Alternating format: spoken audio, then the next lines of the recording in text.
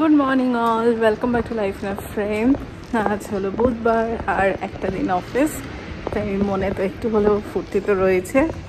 আর চলো, ক্যাব এসে গেছে। হ্যাঁ, ক্যাব এসে গেছে, চলো। এপাশে দেখো, গতকাল যখন ব্লগটা আপলোড করে নিচে নামলাম হাঁটতে, নেমেই দেখা হলো এই বাবু মশাইয়ের সাথে। আর ওকে নিচে কেউ ধরে রাখতে পারছে না, কালকে মানে খালি এদিক ওদিক ছুটে বেড়াচ্ছে, কি মজা। আরও একটা নতুন দিনের শুরু। আর আমি এখন যাচ্ছি বোমানাহালির দিক থেকে সিল্ক বোর্ড, মানে যে হসুর রোড আর কি, সেই রাস্তাটা দিয়ে। তো আর একটু আগে গেলেই সিল্ক বোর্ড জাংশন। তোমরা যারা মোটামুটি ধরো ব্যাঙ্গালোরে যারা থাকো তারা তো জানবেই, বাট যারা হয়তো এসেছো দু একবার, বা কারোর হয়তো ছেলে মেয়ে এখানে পড়াশোনা করে, বা আত্মীয় স্বজন কেউ হয়তো চাকরি করে এখানে, তারাও মোটামুটি শুনে থাকবে সিল্ক বোর্ডের ট্রাফিকের কথা। সিল্ক বোর্ডের ট্রাফিক ভীষণ ভীষণ বিখ্যাত, কি আর বলবো।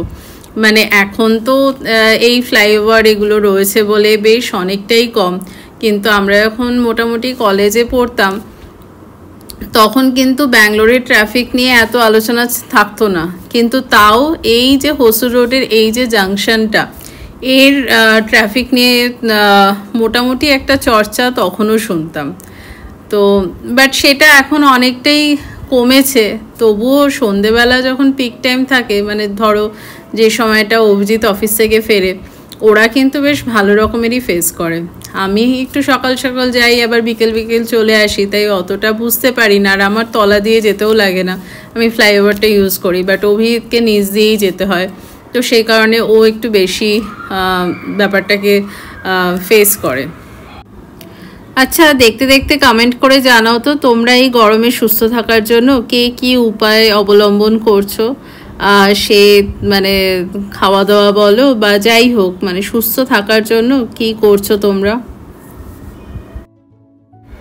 তবে জানো তো, সকাল সকাল আমি যাই বটে, সকালবেলা কিন্তু এই যে দেখছো দূরপাল্লার যে বাসগুলো, এইগুলোর কিন্তু খুব মানে বেশ চলাচল থাকে এই ভোরবেলার দিকটাতে।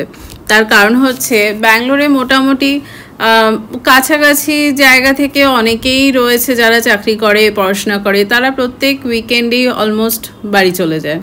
তো তারা যখন সপ্তাহের শুরুতে ফেরে, বা তারা ভোরবেলা ব্যাঙ্গালোরে ঢুকেই সোজা চলে আসে অফিসে, বা হয়তো একটু ফ্রেশ হয়ে অফিস আসে। তো তারাও এই ভোরবেলা মোটামুটি এই 5টা থেকে 7টার মধ্যে, মানে 5টাও বলবো না, 4টে থেকে 7টার মধ্যে সবাই ব্যাঙ্গালোরে ঢোকে।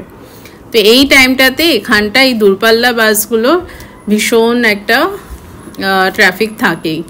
বাট এখন যেহেতু ভোট আসছে সামনে, লং উইকেন্ড, ছুটির টাইম, তাই একটু খালি দেখছো। আর এই যে দেখো, কথা বলতে বলতে আমি কিন্তু অফিস পৌঁছে গেলাম, ব্যাস আর কি, হয়ে গেল অফিস। আর কাল যেমনটা বলছিলাম, অফিস এলে দিনটা যে কি করে মানে কেটে যায় বোঝা মুশকিল। তো যাই হোক, বাড়ি ফেরার পালা এখন। আর আজকে যাচ্ছি ব্রিগেড রোডের ওপর দিয়েই, বাট তোমাদের কালকে দেখিয়েছিলাম ব্রিগেড রোডের অন্য দিকটা, মানে বলতে পারো পেছন দিকটা। আর এটা হচ্ছে একদম ব্রিগেড রোডের যে হ্যাপনিং পার্টটা, সেই দিকটা। তো এখানটা মানে সারা বছর থাকে জমজমাট, দুপাশ দিয়ে দোকানের মেলা, আর ছোট বড় বিভিন্ন রকমের দোকান রয়েছে। সেই কবে থেকে দেখছি কিছু দোকান একই আছে, আবার কিছু দোকানের পরিবর্তন অনেক এসেছে। যাই হোক, সেগুলো কোনো ব্যাপার না। এখানে এলে মোটামুটি হেঁটে ঘুরে ব্যাপারটাকে উপভোগ করতে ভীষণ ভালো লাগে। না হয় নাই কিনলাম, একটু টুকটাক খাওয়া দাওয়া করে চলে গেলাম, তাই না বলো?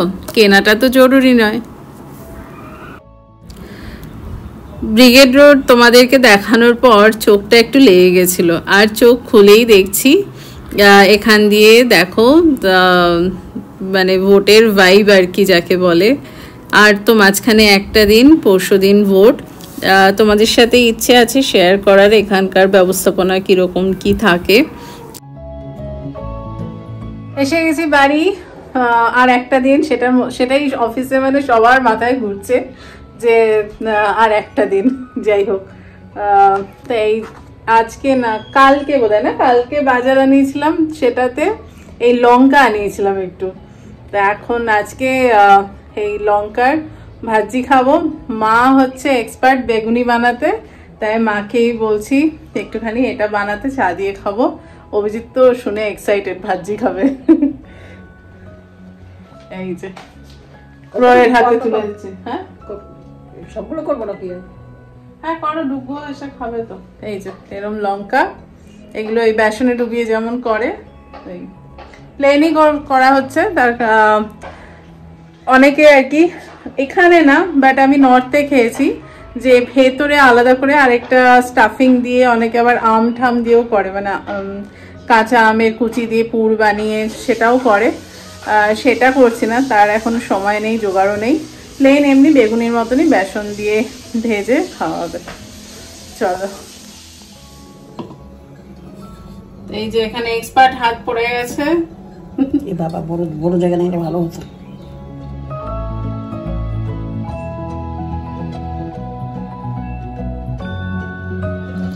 এই যে এখানে বেসনটা গোলা হয়েছে, আর এপাশে লঙ্কা গুলো। তো বেসনটা কি কি দিয়ে গুললে মা? বেসনে নুন, লঙ্কার গুঁড়ো আর চালের গুঁড়ো অল্প, আর মিষ্টি দিয়েছে অল্প। তো হ্যাঁ,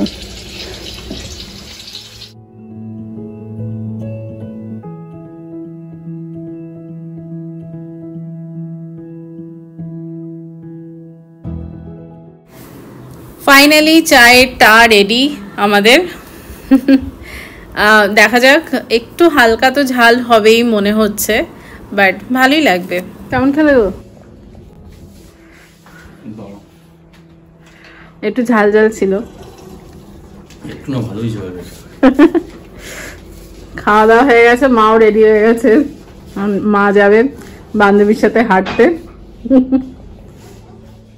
তো চলো, আজকে ব্লগটা এখানেই শেষ করছি। ভালোই হলো, সন্ধ্যেবেলার জমজমাট চা ঠা সবকিছু। তো এখন আমি হাঁটতে যাবো, অভিজিতের একটু কাজ আছে, ও হয়তো যেতে পারবে না। তো আগে একটু ব্লগটা এডিট করব, করে তারপর আমি হাঁটতে যাবো। তো চলো, সবাই খুব খুব খুব ভালো থেকো।